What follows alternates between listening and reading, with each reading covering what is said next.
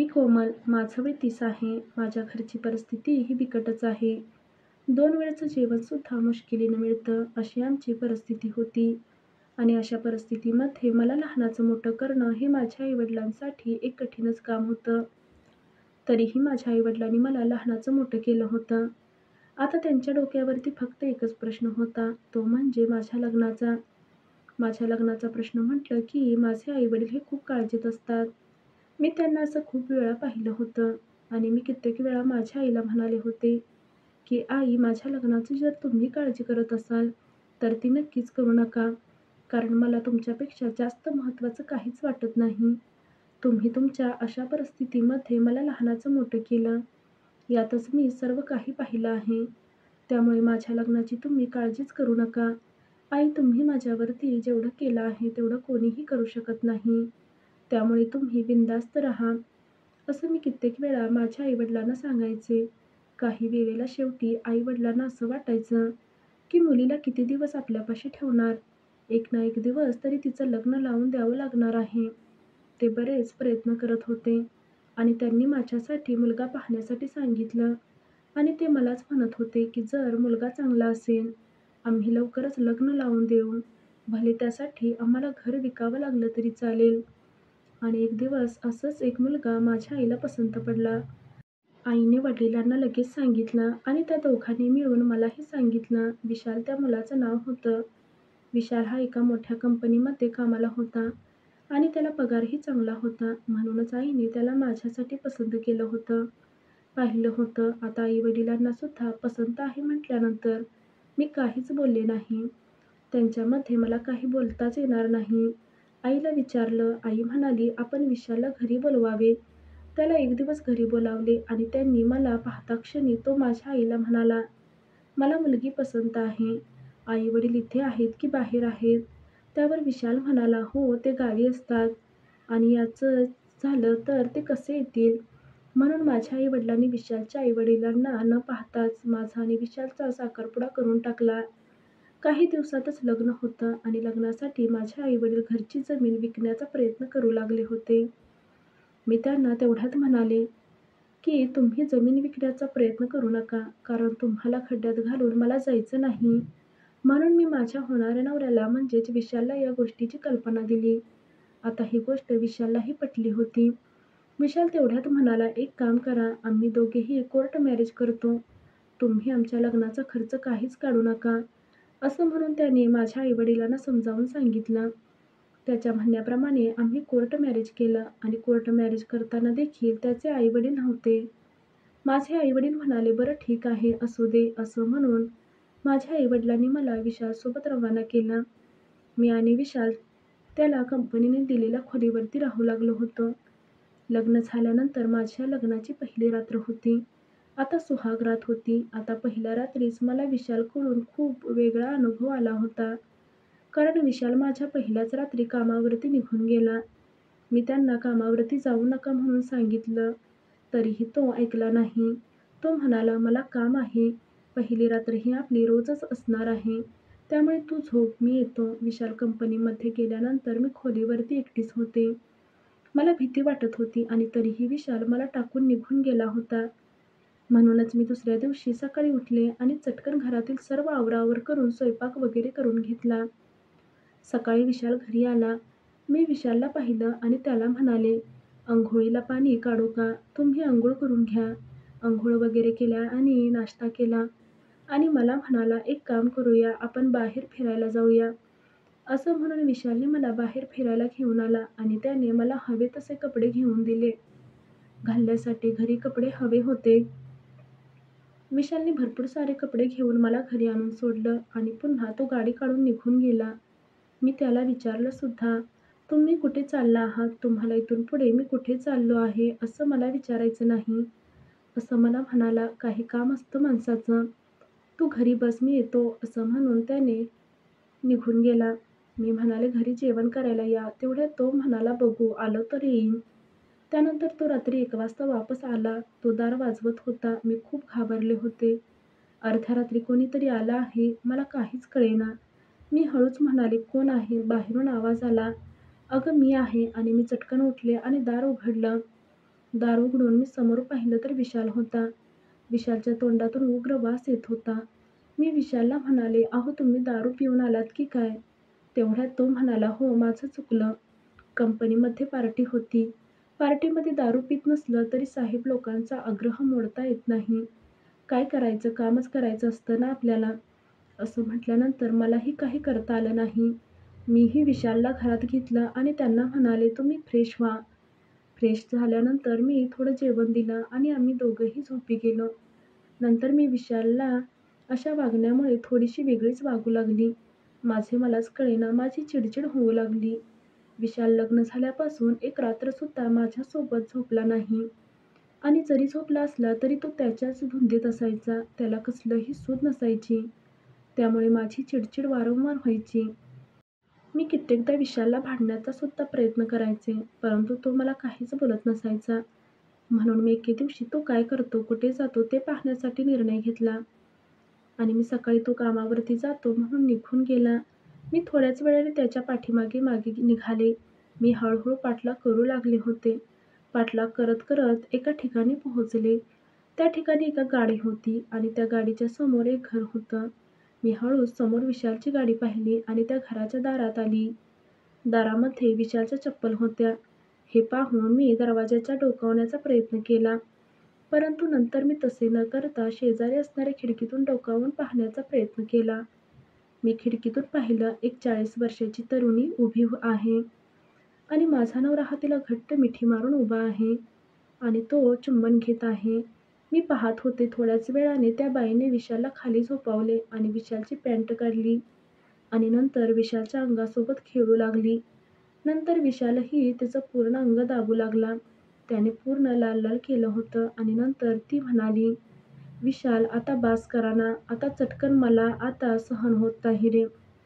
तसंच विशालने तिचे पाय धरले आणि नंतर तो जोरजोराने झटके मारायला चालू केलं होतं. हे पाहून मी थक्क झाले. ती जोरजोराने ओरडू लागली होती. तिचं पूर्ण अंग हलवत होता आणि विशालही पूर्ण तिच्याशी शारीरिक सुख घेत होता. आता मला प्रश्न पडला की लग्न झाल्यानंतर मीही एक स्त्री आहे आणि माझ्याकडून काही विसरलं का काय? काय कमी पडलं असेल की तो असा बाहेर शेण खातोय? तो माझ्यासोबत एकदाही रात्र घालवत नाही, असा जवळ आला नाही याची मला काळजी वाटू लागली. तर विशाल हे चाळे करत होता आणि त्या बाईला जोरजोराने मारत होता आणि त्या बाईचं पूर्ण अंग विशालने लाल करून सोडलं होतं. त्या बाईचं पूर्ण अंग आणि साडी ओली करून टाकली होती आणि नंतर ती उठली. तिने साडी घातली आणि विशालच्या ओठांवरती चुंबन घेतलं आणि तिने विशालच्या हातामध्ये पैशाचा बंडल दिला. हे पाहून मला प्रश्नच पडला, हे काय चालू आहे? मी चटकन तिथून घरी निघून आले आणि थोड्याच वेळाने माझ्या पाठोपाठ विशाल हा घरी आला आणि मला म्हणाला, "मला अंघोळीला पाणी काढ." मला काहीच कळाले नाही, परंतु मी ओळखलं होतं हा पूर्ण तिच्याशी खेळून थकला आहे. त्यामुळेच याला अंघोळ करायचे आहे. मी विचारले, "तुम्ही कुठे गेला होता हो?" तेवढ्यात तो म्हणाला, "अगं थोडंसं काम होतं एका ठिकाणी, तिथं माझ्या खिशामध्ये पैसे आहेत. ते पैसे कपाटामध्ये ठेव." तेवढ्यात तो ओळखलं होतं. मी त्याला म्हणाले, "अहो एवढे पैसे कुठून आणले?" तेवढ्यात तो म्हणाला, "कामाचे पैसे आहेत, तू ठेव. तुला काय करायचं आहे?" मी म्हणाले, "मला एक सांगा, तुम्ही लग्न झाल्यापासून एक दिवस माझ्यासोबत वेळ घालवला नाही किंवा मला वेळ दिलाही नाही. त्या दिवशीपासून तुम्ही एक रात्रही माझ्यासोबत राहिला नाही. माझं काही चुकलं आहे का हो?" असं म्हटल्यानंतर विशाल मला म्हणाला, "काहीच नाही. अगं आपल्याला वेळच मिळाला नाही. या कामामुळे वेळ मिळत नाही. तू एक काम कर, आज मी कुठेही जाणार नाही." असं मला म्हणाला आणि दिवसभर तो घरीच होता आणि पुन्हा रात्री मला म्हणाला, "मी एक काम करतो, आज कामावरती जातच नाही." असं मला म्हणाला. तेवढ्यात मी म्हणाले, "अहो असं का करताय?" तेवढ्यात मला म्हणाला, "आज रात्रभर तुला मी वेळ देणार आहे. तुझ्यासोबत रात्र घालवणार आहे." त्याने पूर्ण रात्र माझ्यासोबत घालवण्याचे ठरवलं होतं. म्हणजे खरी सुहागरात आज होणार होती. आमची त्या रात्री विशालने माझ्यासोबत तेच केलं, जे मी त्या बाईसोबत पाहिलं होतं. त्या बाईला ज्या पद्धतीने सुख दिलं, त्या पद्धतीनेच मला रात्रभर सुख दिलं होतं. रात्रभर विशाल माझ्यासोबत शारीरिक सुख घेत होता आणि वेगवेगळ्या पद्धतीने तो माझ्या शरीराशी खेळत होता. आज मला जसं हवं तसं तिने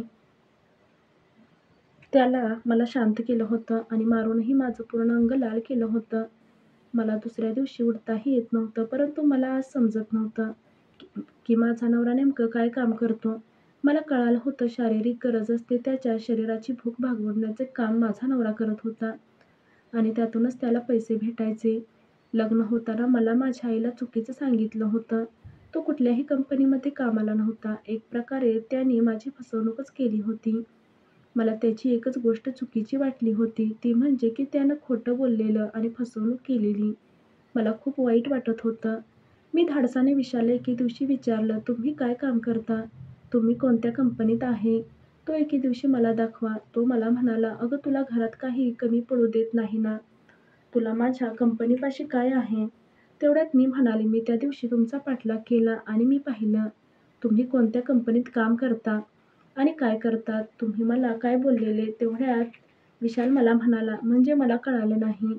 तेवढ्यात मी म्हणाले, "अहो त्या दिवशी मी पाहिलं तुम्हाला त्या बाईला तिच्या घरी जाऊन. ती म्हणेल तसं तुम्ही करत होता. तिच्या शरीराशी खेळत होता. तिच्या शरीरासोबत तुम्ही खेळ खेळला आणि तिला जोरजोराने मारलं. तुम्ही लग्न झालेलं असताना हे काम करता.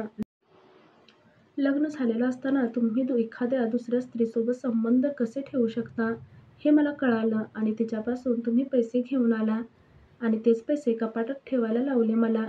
मी हे सगळं पाहिलं होतं." विशाल म्हणाला, "माझ्याकडून जरी तुला खोटं बोलण्यात आलं असलं, तरीही तुझ्यासाठीच करतोय." तेवढ्यात मी म्हणाले, "असलं पाहिजे मी भीक मागून खाईन, परंतु असली पैशाची मला गरज नाही. बघा जर एक नवरा म्हणून तुम्हाला माझ्यासोबत राहायचं असेल तर कोणताही व्यवसाय करा. मी तुम्हाला साथ देईन. मी तुमच्या मागे खंबीरपणे उभी राहीन आणि एकमेकांच्या संगतीने जे काही आहे ते करूया. परंतु असल्या गोष्टी केलेल्या मला आवडणार नाहीत. अन्यथा मी तुमच्यासोबत राहणारच नाही. भले मी गरीब आहे, परंतु इतकी नीच नाही की माझा नवरा दुसऱ्या स्त्रीसोबत संबंध ठेवेल आणि त्यातून आलेल्या पैशातून मी माझं घर चालवीन." माझं हे बोलणं ऐकून विशाल थक्क झाला. तो मला म्हणाला, "एक काम कर, मी इथून पुढे कधीच असं वागणार नाही. तू म्हणशील तसंच करेन, तेच करेन आणि माझ्याकडून असं कधीच घडणार नाही." असं म्हणून त्याने माझी माफी मागितली. मीही त्याला चटकन माफ करण्याचा निर्णय घेतला.